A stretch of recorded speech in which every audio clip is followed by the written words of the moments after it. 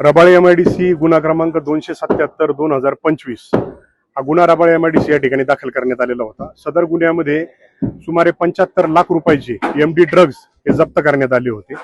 सदर गुन्ह्याच्या तपासादरम्यान सदर जे MD ड्रग्जचा व्यवसाय आहे हा संघटित गुन्हेगारी स्वरूपात चालवला जात असल्याचे निष्पन्न झाले होते। माननीय पोलीस आयुक्त सो यांच्या आदेशान्वये सदर गुन्ह्याला मोकाची कलमवाढ करण्यात आलेली होती।